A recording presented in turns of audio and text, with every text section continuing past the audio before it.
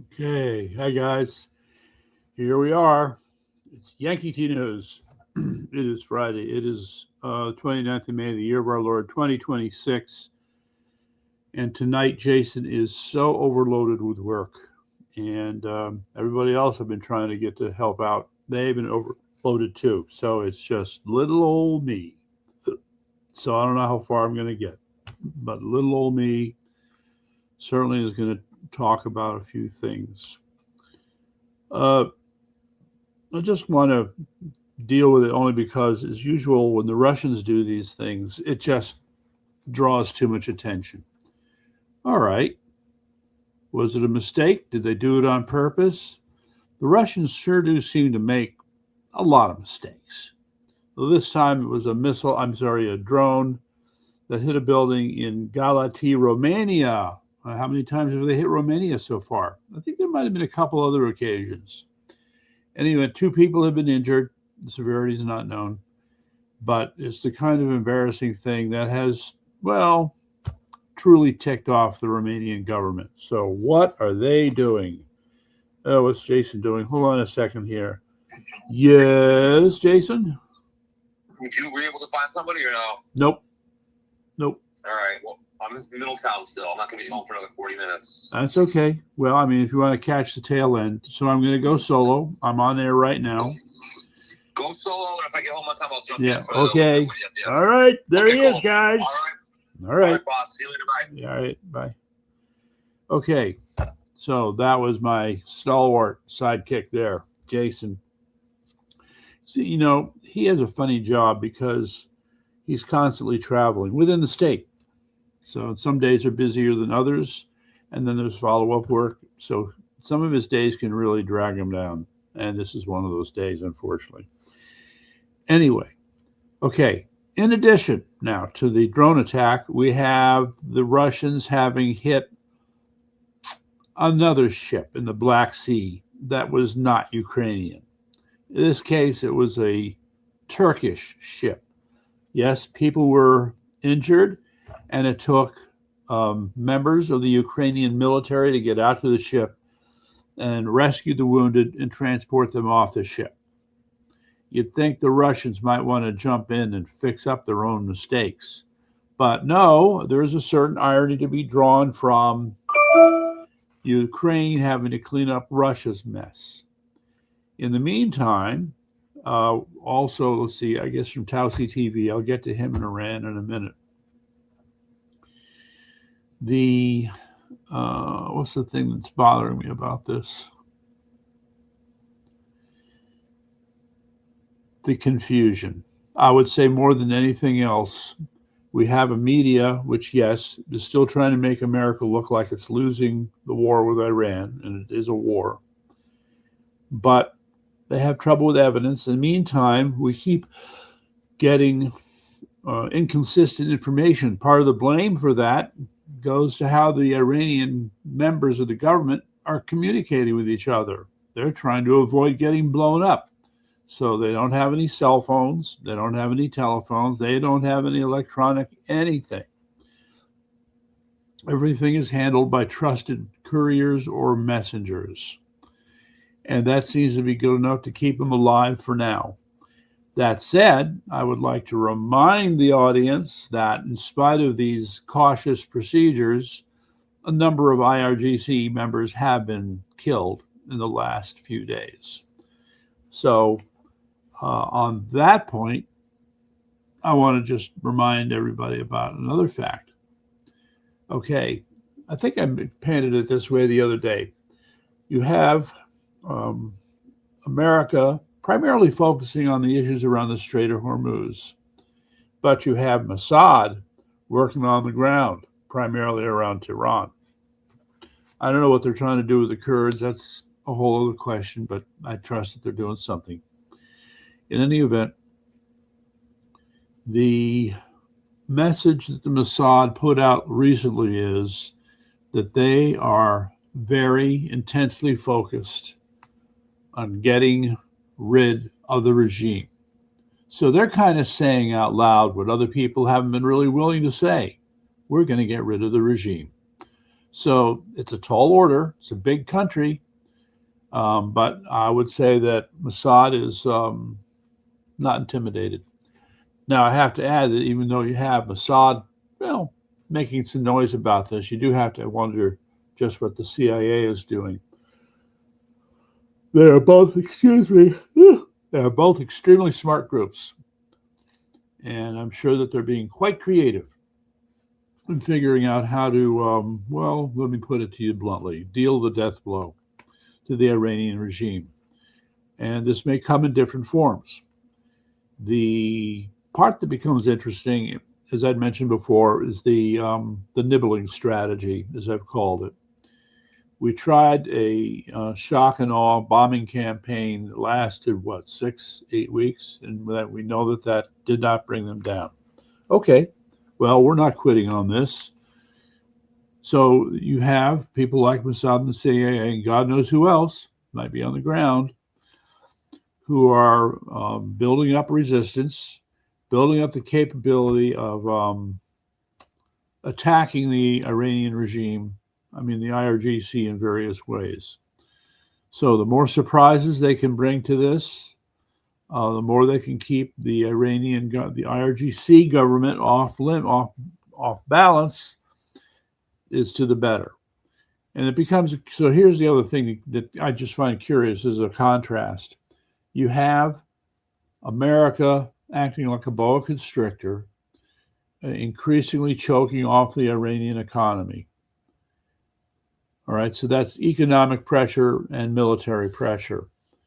But meantime, you have Israel. There are some military attacks, but their emphasis instead would be on spycraft, surveillance, working underground, so to speak, building resistance on the ground. So these are two very different approaches to solving the problem, and you need both. Okay, you need both. And frankly, I am interested more in what's going on the ground. What kind of games are being played? What are they doing to these people? We'd love to know. We would love to know. Yeah. But they ain't talking. So we kind of have to fill in the blanks. Now, let me just go back to Russia for a minute, then I'll get back to Iran.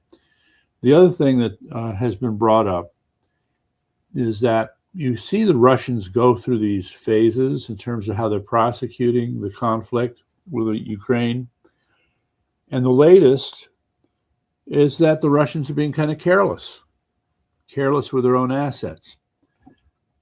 The economy's in trouble. They're having trouble getting more soldiers. The replacement rate is beginning to be less than the kill rate, if you will, or the removal rate by the Ukrainians. And instead of trying to marshal their resources, instead of trying to be smarter about how they deploy what they have to work with, they just roll stuff out. They just keep, this meat grinder mentality. It seems to be, it's like an addiction. They just can't stop it. So here you have these clips. The Ukrainians have been having, shall we say, higher kill rates on Russian equipment out in the field. Russians and equipment. So what are they doing? What are they doing? It's almost like there's a death wish aspect of how the Russians are handling this, right? And this discussion has been had before. I'm going to mention it. There are rumors, for lack of a better term, that some elements of the Russian elites want to lose the war with Ukraine. Conflict. Special operation. Yeah. They and if they have any influence in how things are going, they're in the middle of it. In the meantime, what? Putin is not getting all the correct information. He's being led down a primrose path by the people around him, perhaps. The way this whole thing is proceeding makes no sense. The Russians continue to fight, and we certainly get the impression that they're slowly getting weaker, and that the Ukrainians continue to fight, and they're slowly getting stronger. that I would say that kind of sums it up for the moment. Anyway, I'm going to go back to Iran, see if there were some other points here. I mean, I think the thing that is most striking when you start to gather all the different headlines, it's the craziness. There is no other word for it. Of the headlines that go back and forth. Let me see if I can pull up some examples here for you. I mean, this is just, what are they thinking? Okay. All right. So I'm just going to read off some stuff here from Citizen Free Press. Yeah, here we go. So, confirmed $300 billion investment fund for Iran after the deal is signed. Still unclear who would pay for the $300 billion. All right. Trump leaves the Situation Room without making a decision. Well, there is some implication that he might. So this is him dragging it out in a certain kind of way. Probably irritates the Iranians. Good. And then the Iranians come back and say, we won't sign anything. We won't do anything until you give us $12 billion. Are you guys that daft? Possibly. All right. And he says, and then the Iranians have also said, we have not agreed to open Hormuz without tolls. Right. So you put that in the context of, I think, President Trump saying, well, 95% of the negotiating items have been agreed upon. I guess that isn't one of them. That isn't one of them. Let's see if we got some others here. UAE finally admits, yes, we bombed the hell out of Iran secretly during the war. Well, I think we had that discussion. And I want to remind you that the UAE has the strongest military of any of the Gulf Coast states. So that, I'm sorry, in my opinion, they need to use that military. And I think they learned quite a few important things by attacking Iran. It says here, Ayatollah approves 8 of 10 points in agreement. Well, I don't know. What happened to the Reagan rule here? Well, if we agree with each other 80% of the time, we can work together. Well, not here. Not here. All right. Iran offloads 2 million barrels of crude, but it doesn't say where. Okay. And then there's a piece here on tanker trackers. Naval blockade is doing the most damage. And then you had a report that Trump said that the blockade would stand down. I don't believe that for a second, by the way. Oh, there you go. Just walked in from work.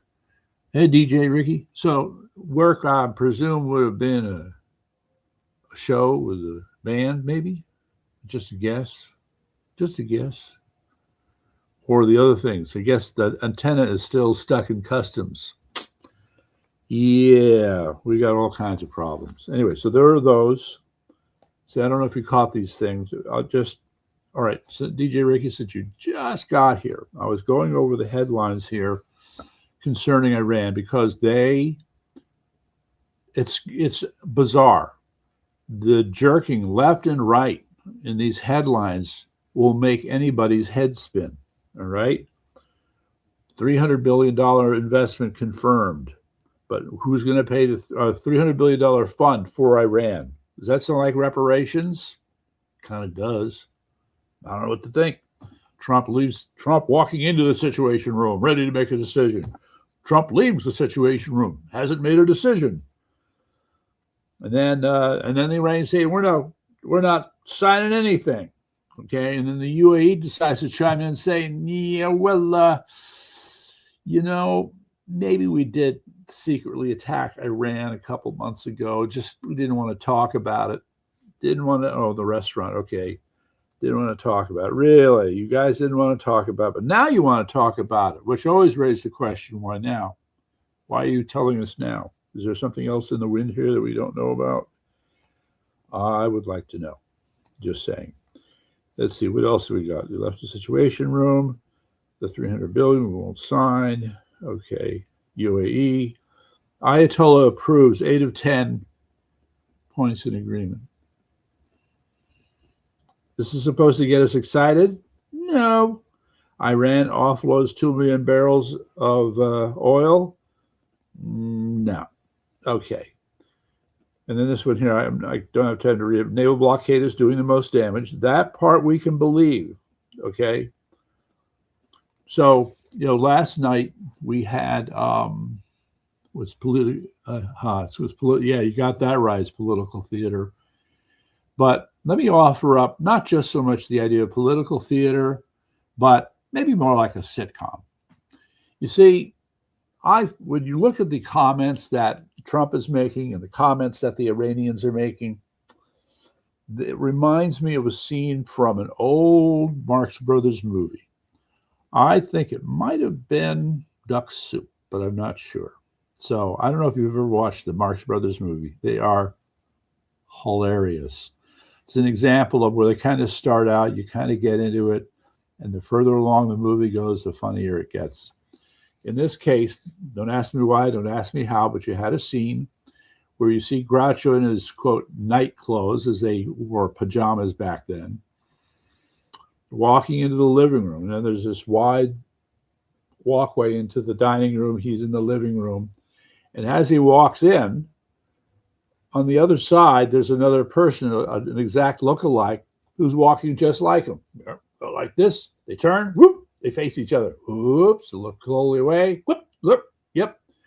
Turn to the left, turn to the right, wiggle the hand, wiggle the hand. Everything is so perfectly timed where they're doing the exact same thing. And it does make it look like they are a mirror image. So, spoiler alert, let's see, mixed with propaganda, political, yeah. Yes, lots of propaganda, but it's just, all right, again, it's I call it the precision timing of the political narratives. I'm trying this another way. The political narratives are mirror images of each other. And it's not just that they're mirror images, but the timing of the messaging, one next to the other. I don't want to say that it's scripted. Yes, it's Idiocracy, the movie. All right, I don't know if it's Idiocracy. Let me try this another way, yet another way. We know that President Trump is a master negotiator, right? Well, I'm not going to say he's meeting his match, but he's having to rethink things a little bit and having to deal with Trump. And I can tell you that the Iranians have never had to deal with anybody like Trump. So they've met their match. So now we have this back and forth between the two. And just like I said, the closeness of the commentary, the competing narratives, I find it astonishing. I can't think of anything that we've seen in recent time that's anything like it. It's wild. So all this, but it's, okay, what did you say? Political theater? I'm going to go with kabuki theater. Shadow play. All right, puppets. I'm acting like this because I can't believe these headlines. I just read you a sample here, but this is what we've been going on for the last, 2 weeks. And if I had to guess, there's just a sense of a rising convergence towards something. But I can tell you, just like with Jason and me, we're sitting here, we hate to say it, but there's only going to be one outcome. And that's going to be unconditional surrender of the Iranian regime. Nothing less will do.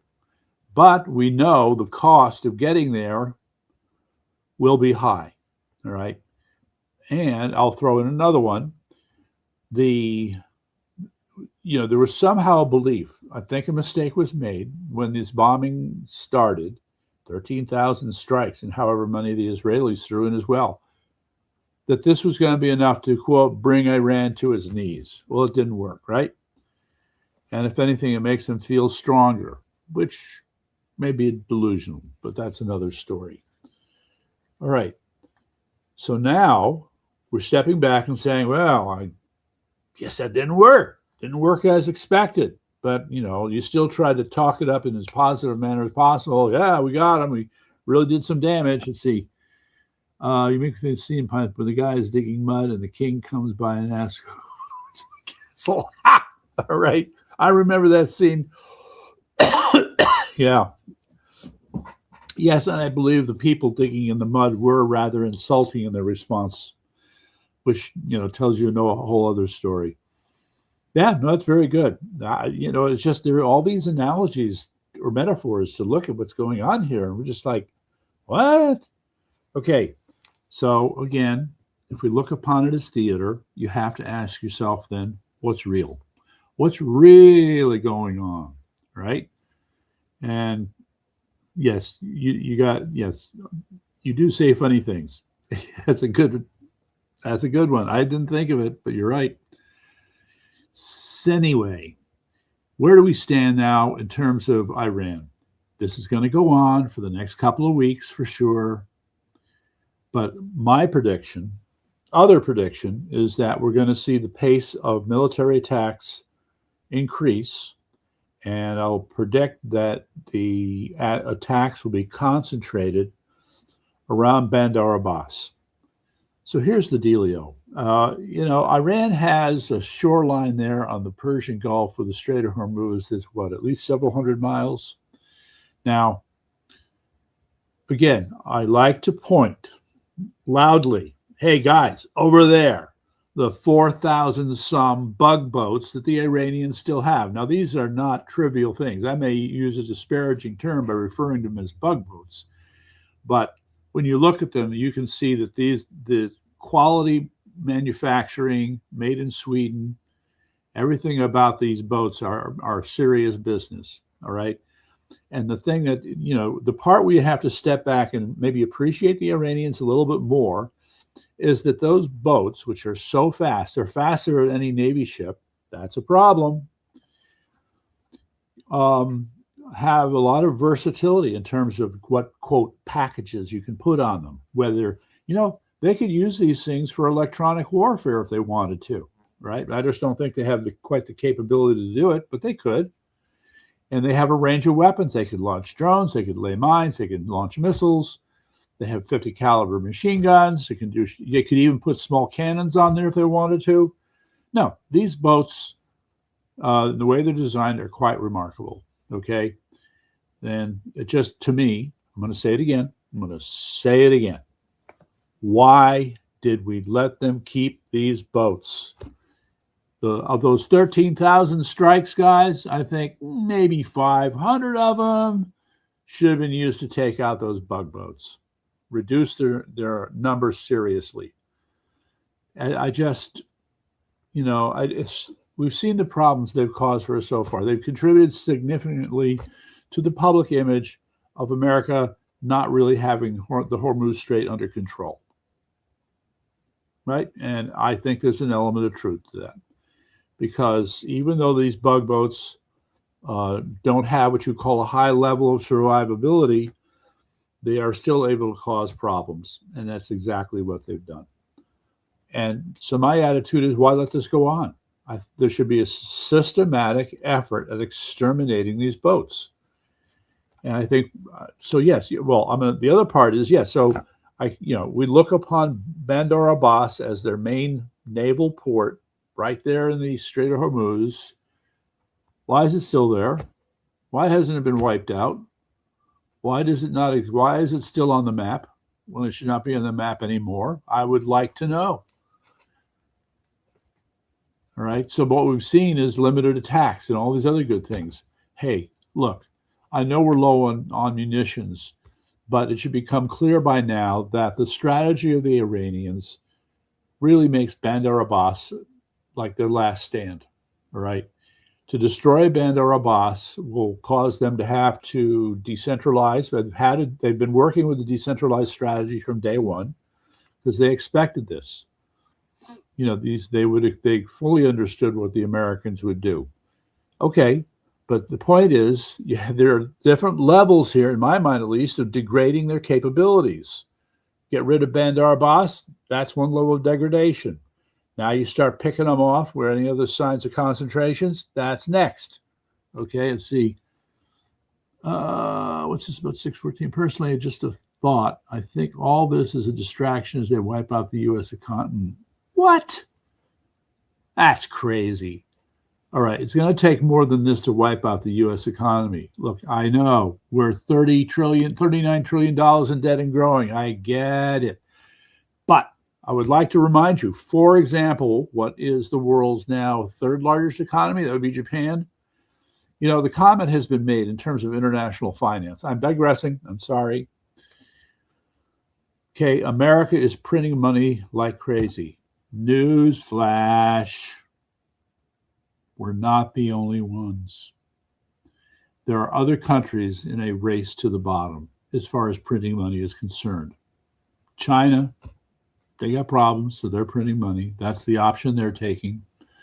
You got Japan, they're printing money like crazy. Okay.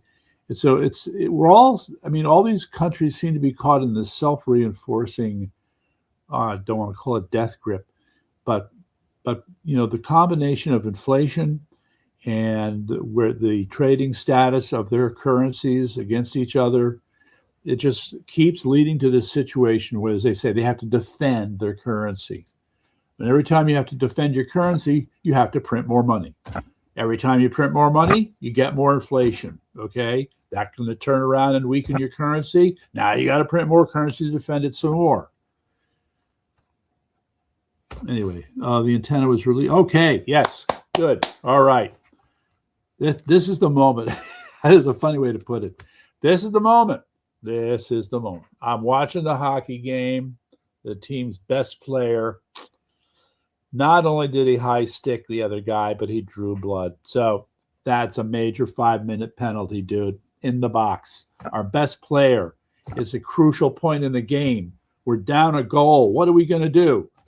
Okay, well, DJ Ricky has just been let out of the penalty box. So now we're about to bring some changes. That's right. That's right. It is hockey. That's right. So I don't know. Maybe the antenna is kind of like a hockey stick. Just a thought. I don't know. I'm being crazy. All right. So we find ourselves in this problem. And I guess part of the reason America can justify continuing to print tons of money is because the other countries are doing it too. All right.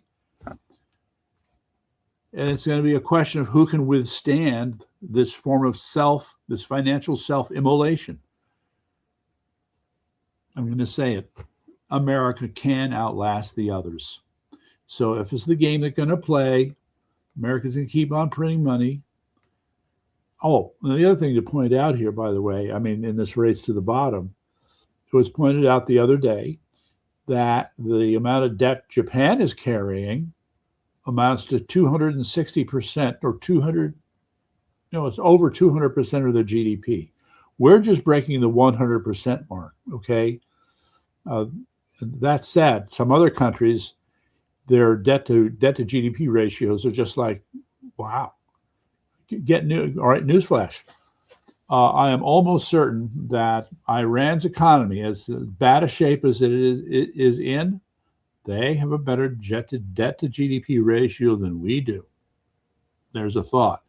Now, it doesn't help if your economy is falling apart and your sources of income are drying up. Yeah, that doesn't help. But still, you're working from a better base if you don't owe that much money. Just saying. Okay. That's a side note. All right. So where does this take us? We can keep doing this for a while. I hate to say this, but printing more and more money, higher and higher debt, and all the other problems that come with it. So let me put this another way. 10 or 15 years ago, normal debt service, okay, was 12 to 15 cents on the dollar. All right, so out of every federal budget dollar, 12 to 15% or 12 to 15 cents was to pay the debt. Now, I'm not sure how to explain this, but how do I put this? Okay, hold on. At the current level of funding, of debt, I mean, I find this amazing because 10 years, we weren't even at 10 trillion, now we're 39 trillion. Excuse me. Excuse me. Anyway, now it's 19 cents on the dollar. 12 cents on the dollar to 19 here. Let me just do some quick math on this. I'm sure some other people can calculate this quicker than I can, but I just want to do this, make me feel better. Let's see, 7. All right, 7. Oh, it's going to be a big number. Okay, or 12. Wow. Okay. That's a 58% increase in our indebtedness. If you go from 12 cents on the dollar to 19 cents on the dollar, according to my math, and I could have it wrong, that's a 58% increase in indebtedness. That's big. All right. At the same time, the economy has grown incredibly. Now, let me just throw in one more monkey wrench to confuse everybody. I was surprised. So here was the question. You hear yet again, Congress has now authorized another $1 trillion of debt. Okay, that's money that gets printed, right? Well, wait, no, that's money. You just printed money, right? And so this is money that people can use. So it's like currency, kind of, sort of. All right. Then it gets put in the hands of what? The Fed, or it's handed out to the banks. They go to the discount window, as they say. Okay. Then doesn't that mean that our GDP just grew by $1 trillion? It's kind of money. All right. So the question is, do you include money that can be lent as a part of the gross domestic product? I'm not an economist, although I'd pretend to be one here on TV.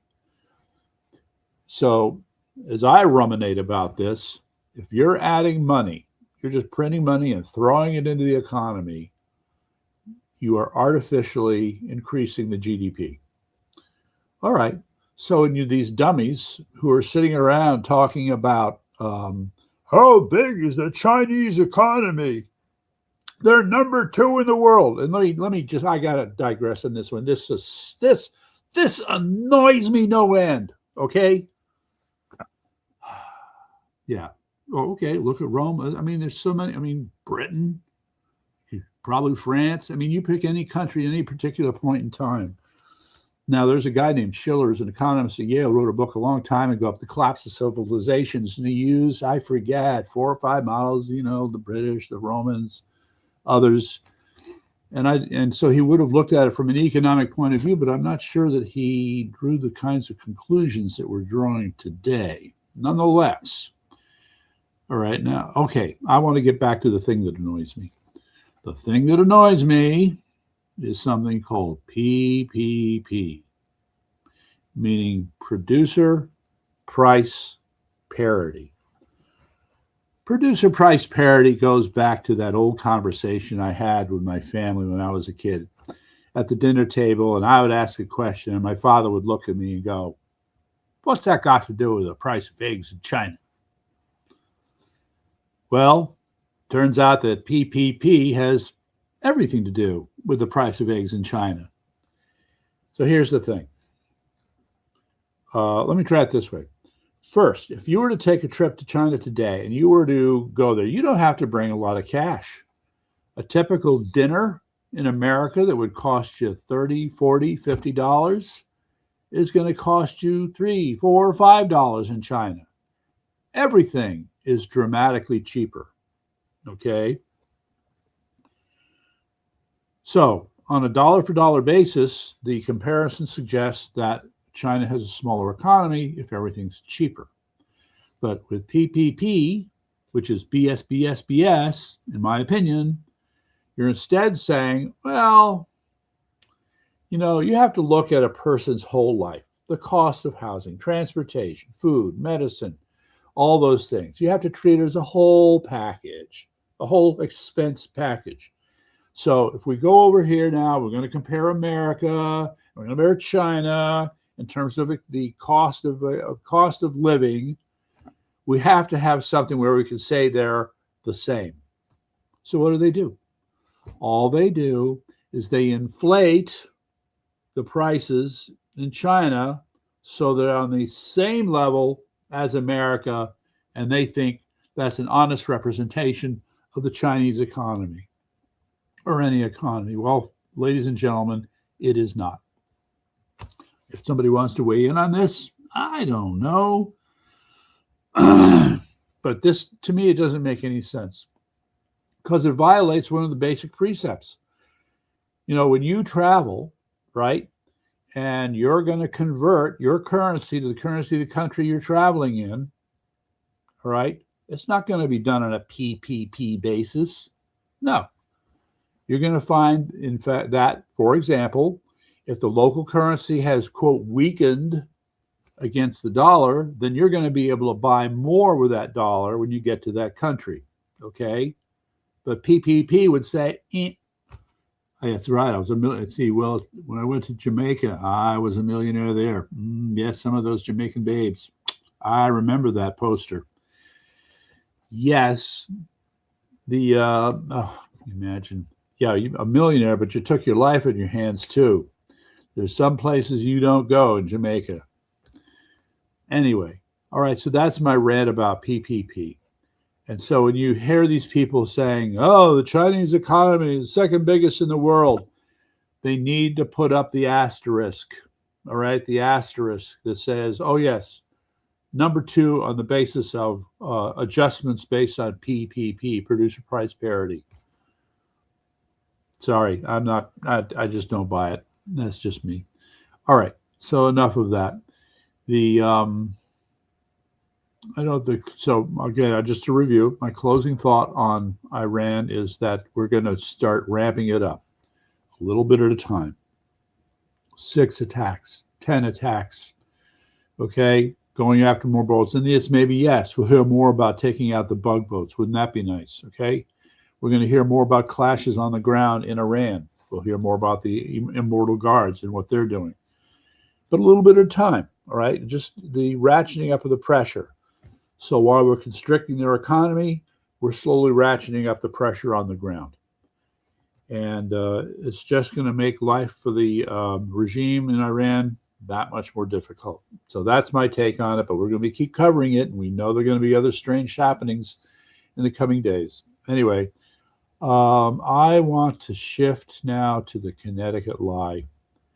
All right, there was a very interesting video I was watching, the Fact File or something they call themselves, and they were putting up Connecticut as an example of a, quote, walking contradiction. Now, there's a famous, the late, great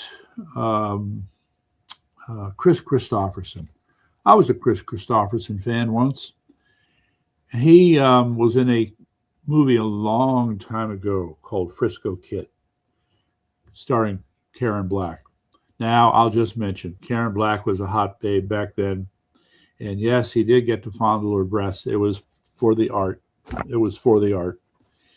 All right, but there was a song that he wrote for the movie. And one of the lines from the song, oh, there he goes, back into Hogwarts again. It's a busy wizard, my son. So the, let's see, what was the thing here? The song, the line was, he's a walking contradiction, partly truth and partly fiction. I always liked that line. I thought that was great. And it explains a lot when we look at individuals as well as international affairs, and in this case, when we look at Connecticut. Connecticut is a walking contradiction, partly truth and partly fiction. And we have Ned Lamont to thank for a lot of it, although a lot of it came before him as well. I would say the biggest thing that gets people is that when you add it all up, Connecticut has the second highest per capita income in the nation after Massachusetts, and it's pretty close. Used to be number 1. Okay, at the same time, as they were saying, if you were to go drive to certain places, Greenwich, New Canaan, Darien, yes, the Gold Coast, Fairfield County, for sure. And then there's a lesser version of that, along what they call the shoreline community that's more on the eastern side of the state, on the sound. Okay, but then you drive inland, you get to a place like Hartford or New Haven or Bridgeport, and the cities are in bad shape, okay? Bad shape, not only economically, but it's the way I'm going to set this up is I am blaming the Democrats. Ooh, what a surprise there. Okay, they've insisted on holding on to what is a welfare state mentality. that has lasted now for 50 years, something like that. And they have nothing to show for it. So, I mean, basically what they're doing is they're buying off the poor while the rich go about their business. And that, I would say, pretty much summarizes Connecticut today. And what do you do with that? I mean, personally, because I have a special interest in education in Connecticut, I just get bent out of shape when I look at what's going on. There's such dishonesty about with the problems in this state. And that dishonesty can really be found in a thing you're going to hear me bitching about a lot in the coming weeks, and that's the recently signed anti-homeschooling bill. All right, so you have these BS artists going around saying, oh, it was great that this bill was signed because now homeschooling children will be safe. Wow. Obviously, those people prefer not to look at the backstory because in their stupid minds, the guardians for these children is who? The DCF. Now, if you don't live in Connecticut and you don't know anything about the Department of Children and Families, let me let you in on a secret. They are the worst agency in the state by far. Negligent, incompetent, prejudicial. It is a running joke.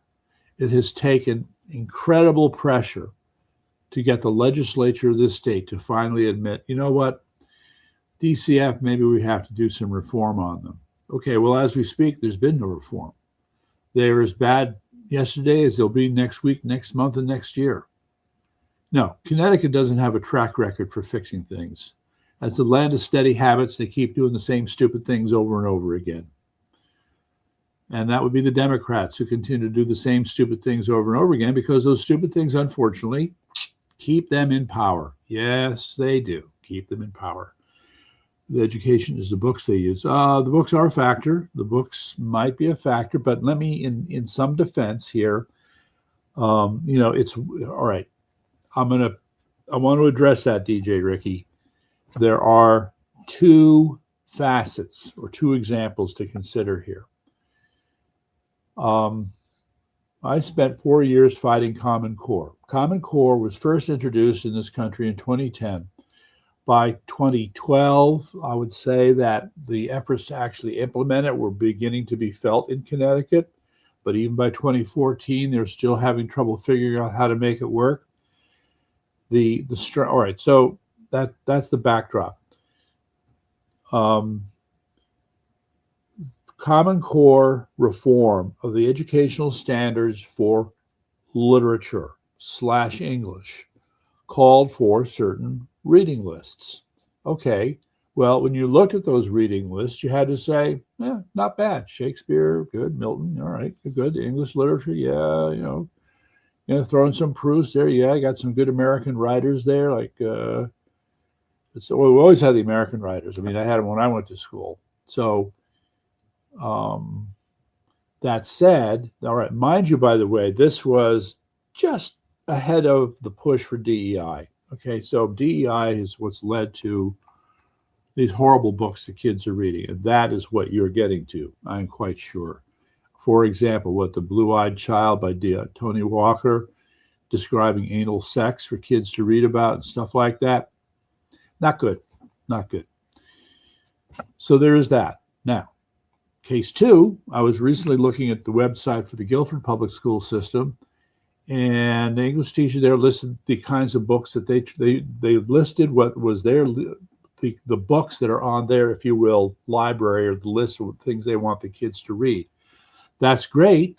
The only problem is that they don't learn narrative. They don't learn plot. They don't learn the concept of writing a book from beginning to end, because all they do is take a piece here, a piece there, and a piece there. It's like, best hits. Well, are you really going to understand a song if you're just listening to the verse of one, the chorus of the other, and the intro to something else? No. But that's how they're approaching literature. So it's a problem. And it's certainly a problem in my mind. Okay, nonetheless, you have these these examples of where it shows that the school system is trying to do the right thing. Again, to try and see, what was this, Macmillan and the other one? The other one is, it's on my tip of my tongue. Big publisher. God, I'm sure you'll think of it, but yes, they're bad news too. I'm not gonna be satisfied until I figure this out. It's darn. All right, it'll come to me. This other publisher that I'm trying to remember, and they have a big presence in public education. Well, Scholastic Books. All right, Scholastic Books can still be considered a quality publisher, but they too have become poisoned by all this woke culture crap. And so yeah, so it's a shame to see that happening. Now, another example, you have Guilford Free Library. And see, I'm not quite sure how to react to this, but so here's the thing. It turns out the Guilford Public Library has a perfectly harmless, wholesome schedule for children's book hour in their library at least 2 times a week. However, now we come to June, and there is one day. It's going to be June 4th, I believe. And on that day, where they would normally have, say, one of the librarians sit down and read about the Lamb and all his friends, or, Charlotte's Web, or, review Mother Goose Rhymes, they have instead the drag queen whose name is Bleach. Now, I have not looked up this drag queen named Bleach, but she's supposed to be reading on that day to the kids. And you can only imagine what she's going to be reading. But I'm going to look for this. I'm going to look for this bitch here, see if I can find her. Let's see, Bleach. Oh, good. Yep, well, there it is. There it is. Let's see here. Oh, my God. If you could just see these pictures, you have got to be kidding me. You have got to be kidding me. This is the worst in terms of grooming and pedophilia. Wow. Okay, anyway, that's Bleach. Look up drag queen Bleach for yourself, and you will see. You will see. Pretty horrible. All right, so some people have complained. I'll be complaining as the chairman of the Greater Education Council of Connecticut. You can be damn sure I'm going to be complaining, and get some others to complain. There's still a little bit of time to stop this thing. So we got to fight that.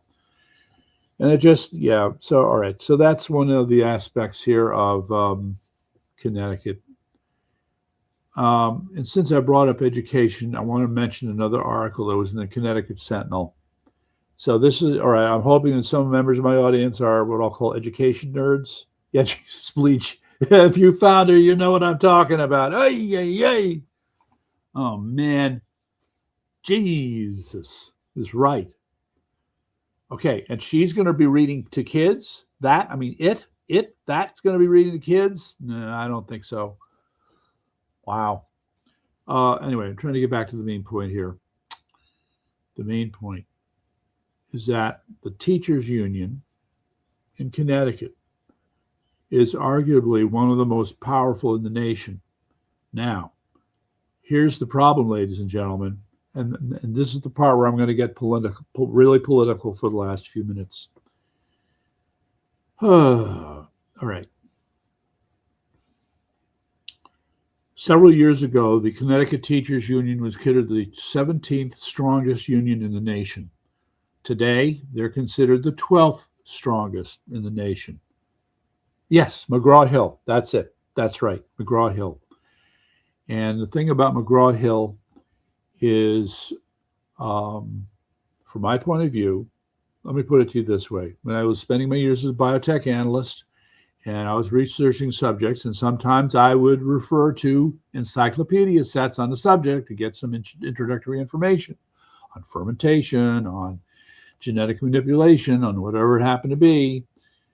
And what I found with McGraw-Hill is that, so By contrast, you had two others, Van Nostrand and Wiley, who are also technical publishers. McGraw-Hill pretends to be a technical publisher. And Wiley in particular would cover a subject very thoroughly, very well. They really fed you the good stuff. Oh, you're welcome. Well, so, I mean, you feel the same way about these things? Like how I feel about McGraw-Hill? Talk about kismet. Oh, my God. So the problem with McGraw-Hill is they would cut stuff out.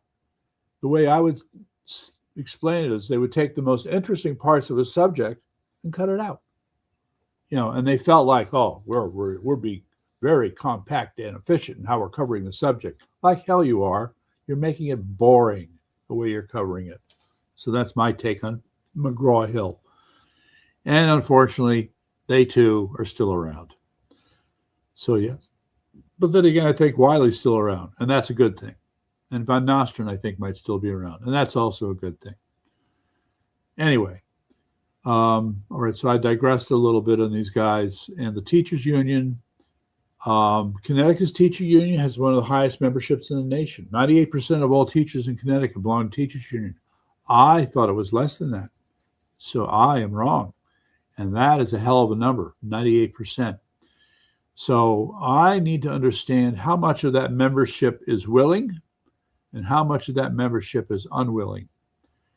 Just one of these things, you know, if I had a staff of people to work with and we could do the homework on this, we would go out there and get to the bottom of these things. And we would understand in as accurate and factual and honest way as possible why the Connecticut unions are so strong, teachers unions are so strong, and the others are not as strong. Of course. And then I would use a formula for the weakest ones and figure out how to make the Connecticut's teachers union Connecticut the weakest one. They are no friend to education and no friend to learning. They're no friend to anybody who has any curiosity or desire to become a knowledgeable, educated person. Nope. All of that has nothing to do with the Connecticut Education Association. CEA is all about benefits. That's all it is. Yeah, well, the death of everyone for that matter. And I just want to remind you, so here I am bitching about the teachers union in Connecticut, but one of the other things is the death grip of all the unions in Connecticut. If you add it all up, I believe it's somewhere around 13 to 16% of all employees in Connecticut belong to one union or another. And high on that list is going to be the people who belong to the government unions. AFSCME, I think, is the big one. So yeah, no, we're getting hit from all sides here. Teachers unions, health unions, trade unions, government unions, all, you know, these ravenous parasites that feed off of the taxpayer while controlling Hartford. It's a real problem, okay? And so the Democrats got very comfortable. It's out here in North Haven, we're fighting this. And can vote the budget down? Well, I'll just tell you two quick stories here. In Guilford, all right. I have to talk about Dave. Oh, I can't remember to do that. Note to self. It's a little late. I'll call tomorrow. Okay, Guilford, Connecticut has had a budget battle going on since March. The people that are working there now have 2 victories under their belt. They got the first budget defeated. So then the rules call for another vote. And the guys in Guilford got the budget defeated a second time. All right. So now there was another showdown last Tuesday in Guilford. But here's the game that the local government played in order to get all this money they want to steal from the taxpayers. They didn't allow the opposition to speak effectively until the end, and even then the time was very limited. But they gave lots of time and space to the members of the educational community, so-called educational community, to pull at the heartstrings of the audience. Okay, well, there will be a follow-up to this, and they're not going to get away with it. Okay, because there's, in Guilford at least, is a very clear sentiment that they're getting fed up with these taxes. And the measure of this has been that we've kept track of the number of people who voted no in each time. and the number is growing. Okay, the number is we're not sure what the upper limit is, and this group they haven't used all their weapons. Okay, they've used a couple to get to this point where they defeated the budget twice. Now, pull out another weapon and see if we can do it again. All right. So stay posted on that. Similarly, in Killingworth, there's been a fight over the budget, and it was defeated at least once. I think there's another vote coming up.